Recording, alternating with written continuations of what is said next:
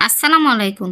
আশা করছি যে যেখানে আছেন আল্লাহর রহমতে ভালো আছেন। আমিও ভালো আছি। আজকে আমি আপনাদেরকে ফালুদা করে দেখাবো। ফালুদা বানানোটা ভালো লাগলে অবশ্যই চ্যানেলটা সাবস্ক্রাইব করবেন। আর Facebook থেকে দেখলে পেজটি ফলো করে রাখবেন। আমি প্রথমে নিয়ে নিচ্ছি গরুর দুধ। গরুর দুধটাকে ছাঁকনি দিয়ে ছেঁকে নিলাম। আমি এখানে 1/2 লিটার দুধ নিলাম। সাথে আমি দিয়ে দিচ্ছি 250 গ্রামের মতো পানি। যেহেতু দুধটাকে ফুটাতে হবে। চুলার উপর বসিয়ে দিলাম। দুধটা আমার ফুটে গেছে। যখন দুধটা এভাবে ফুটে যাবে তখন আমি 10 মিনিট ধরে দুধটাকে ফুটিয়ে নেব। তাহলে দুধের যে নির্দিষ্ট একটা গন্ধ সেটা আর থাকবে না। আমি এরকম একটা চামচ দিয়ে দুধটাকে নেড়ে দিচ্ছি। আমার এদিকে দুধটা ফুটতেই থাকুক। আমি এখন কাস্টার্ড পাউডারটাকে গুলে নেব। আমি কাস্টার্ড পাউডার এখানে দিচ্ছি 2 চামচ। দিয়ে দিলাম নরমাল পানি। 2 চামচ কাস্টার্ড পাউডারে আপনার এখানে 6 চামচ পানি লাগবে। তাহলে পারফেক্ট একটা ব্যাটার তৈরি হয়ে যাবে। আমি নরমাল পানি দিয়ে দিলাম। এদিকে আমি দুধটাকে 10 মিনিট ফুটাতে দিয়ে দেখেন আমার দুধটা ফুটে কড়াইয়ের সাইডগুলো লাল হয়ে গেছে। দিয়ে দিচ্ছি 1/2 কাপ চিনি, 1/3 কাপ গুঁড়ো দুধ। দুধ আর চিনি দেওয়ার পরে আমি দুধটাকে ভালোভাবে নেড়ে দিচ্ছি।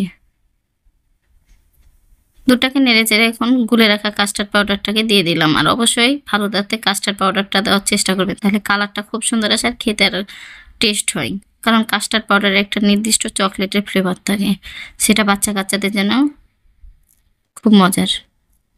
কাস্টার্ড পাউডার দেওয়ার পরে অবশ্যই অনবরত এভাবে নাড়তে থাকবেন, নাহলে দলা পেকে যাবে। কাস্টার্ড পাউডার দেওয়ার পরে যখন দুধটা ভালোভাবে ফুটে এসেছে তখন আমি চুলাটাকে অফ করে আমি একটা বাটিতে ঢেলে দিচ্ছি, তাহলে ঠান্ডা হয়ে যাবে। আর অবশ্যই ফালুদা করার জন্য দুধটাকে ভালোভাবে ঠান্ডা করে নিতে হবে।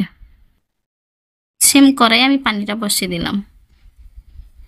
এখন দিয়ে দিচ্ছি 1/2 কাপ সাবুদানা। আর সেদিকে পানিটা ফুটতে থাকুক। এখন সাবুদানাটাকে ভালোভাবে ধুয়ে নিচ্ছি। যদি সাবুদানাটা ধুয়ে নেন তাহলে কি হয় যে সাবুদানাটা দ্রুত সিদ্ধ হয়ে যায়।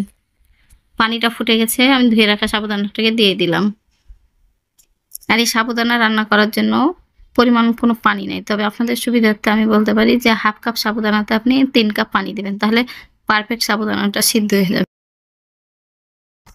সাবুদানাটা ফুটে যাওয়ার পরে একটু নেড়ে দিচ্ছি।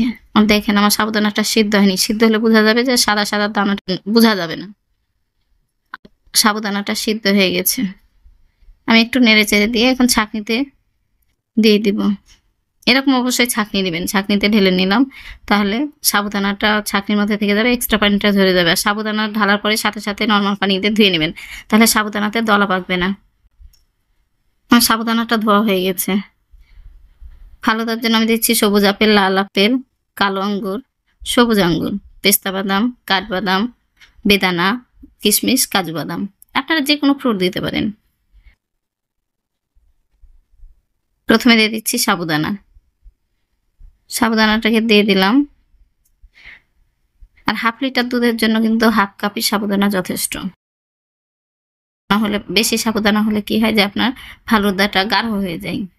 এই সাবুদানা দেওয়ার পরে একটু নেড়ে চেড়ে দিলাম। দিয়ে দিচ্ছি লাল আপেল, সবুজ আপেল, কালো আঙ্গুর, সবুজ আঙ্গুর। আর এভাবে ফালুদা রান্না করে দিলে বাচ্চা কাচ্চা খুব মজা করে খায়। দিয়ে দিলাম কাজু বাদাম, পেস্তা বাদাম, কাঠবাদাম, কিশমিশ, বেদানা। দেওয়ার পরে এখন ভালোভাবে নেড়ে দিতে হবে। আর এভাবে ফালুদা রান্না করে যদি আমরা ঠান্ডা ঠান্ডা খাই তাহলে কিন্তু হয়। আর এই গরমে ঠান্ডা ঠান্ডা ফালুদা খেতে কিন্তু খুব মজা লাগে। আমি এখন উপর দিয়ে একটু ডেকোরেশন করে দিচ্ছি। আঙ্গুর দিয়ে দিলাম, কালো আঙ্গুর, তারপর দিয়ে দিচ্ছি সবুজ আঙ্গুর। উপরে এভাবে একটু সাজিয়ে দিলে কি হয় যে দেখতে ভালো লাগে, খেতেও ভালো লাগে। ফল দেওয়ার আগে অবশ্যই খেয়াল করবেন যে দুধটা ঠান্ডা হয়েছে কিনা। দুধটা যদি গরম থাকে তাহলে ফলগুলা সিদ্ধ হয়ে যাবে, তখন ফালুদাটা খেতে আর ভালো লাগবে না। আপনারা আপনাদের মতো কিন্তু ডেকোরেশন করে নিতে পারেন। আমি আমার মতো করে নিলাম। এভাবে করলে কি হয় যে ফালুদাটা বাচ্চা কাচ্চা খেতে ভালোবাসে। যে বাচ্চা কাচ্চারা ফ্রুট খেতে চায় না তাদেরকে এভাবে করে দেবেন, মজা করে খাবে। আর যে কোনো কালারফুল খাবার কিন্তু বাচ্চা কাচ্চারা একটু বেশিই পছন্দ করে। আমি উপর দিয়ে এভাবে বেদানা দিয়ে ডেকোরেট করে দিলাম। এটা হচ্ছে ফাইনাল লুক। আশা করছি আজকের ফালুদাটা ভালো লেগেছে। ভালো লাগলে অবশ্যই লাইক দেবেন, লাইক দিতে ভুলবেন না। যারা চ্যানেলটা সাবস্ক্রাইব করেছেন তাদেরকে তো অসংখ্য ধন্যবাদ।